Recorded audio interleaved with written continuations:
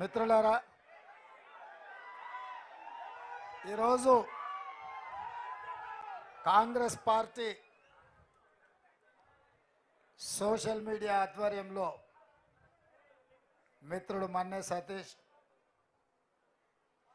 రామ్మోహన్ మీతో ఒక సమ్మేళనాన్ని ఏర్పాటు చేసి ఈ సమ్మేళనంలో Deccan Chronicle resident editor Sriram గారు మిమ్మల్ని ఉత్తేజపరిచే విధంగా, మీ బాధ్యతను గుర్తు చేసే విధంగా 2 నిమిషాల్లో చాలా విషయాలు చెప్పిండు. ఈరోజు కంప్యూటర్ యుగం, మొబైల్ ఫోన్ల యుగం, సోషల్ మీడియా యుగం. ఎంత తక్కువ సమయంలో ఎంత పెద్ద అంశాన్ని మనం చెప్పగలమో అది ప్రజలకు చేరే విధానమే సోషల్ మీడియా. ఒకప్పుడు క్రికెట్లో టెస్ట్ మ్యాచ్ ఉండేది, 5 రోజులు ఆడుకునేటోళ్ళు. ఓ రోజు మొత్తం నిద్రపోయి మళ్ళీ లేచి చూసినా కూడా ఆడుతూనే ఉండేటోళ్ళు. అందుకే సాయంత్రం మ్యాచ్ అయిపోయిన తర్వాత ఉండే బ్యాట్స్మెన్ని నైట్ వాచ్మెన్ అనేటోళ్ళు, అంతేనా? అంటే రాత్రంతా కాపులా ఉండి మళ్ళీ నెక్స్ట్ డే 5 రోజులు ఆడాలి, 5 రోజులు చూడాలి అంటే కష్టమని దాన్ని 1 డే మ్యాచ్ కింద కన్వర్ట్ చేసింది.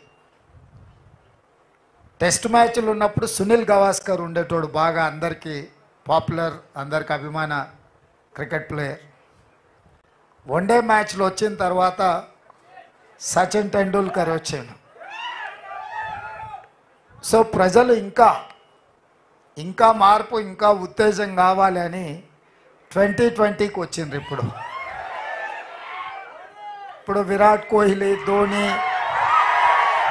ఇంకా చాలామంది, ఇంకా కొత్తగా చాలామంది. నేను మన క్రికెట్ తక్కువ చూస్తే క్రికెట్, మన గ్రౌండ్కి వెళ్తే కొత్త వాళ్ళు, మన వాళ్ళు కూడా మంచి ప్లేయర్స్ ఉన్నారు. అంబట్ రాయుడు నుంచి మొదలు పెడితే నితీష్ అని ఎవరు ఆడినట్టు ఉన్నాడు.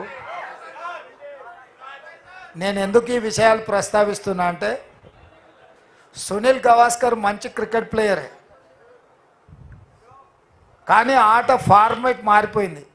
ఇప్పుడు వచ్చి 2020లో సునీల్ గవాస్కర్ని ఆడమన్నా, సచిన్ టెండూల్కర్ని ఆడమన్నా కాస్త ఇబ్బందికరమైన పరిస్థితి. ఎందుకంటే వాళ్ళు ఒక పీరియడ్లో వాళ్ళ ఆట నైపుణ్యాన్ని ప్రదర్శించేవాళ్ళు. ఈరోజు ప్రతి బాల్ని hit out or get out అన్నట్టుగా క్రికెట్ మ్యాచ్. ఈరోజు ప్రతి బాల్ బౌండరీ దాటాల్సిందే. ఏ ఒక్క బాల్ బౌండరీ దాటకపోయినా ఆట గెలిపోవటంని డిసైడ్ చేస్తుంది.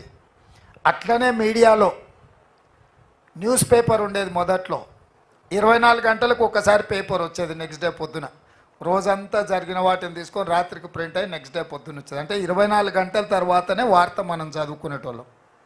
అది ఆలస్యం అవుతుందని ఇట్లాంటి కొంతమంది జర్నలిస్టులు న్యూస్ ఛానల్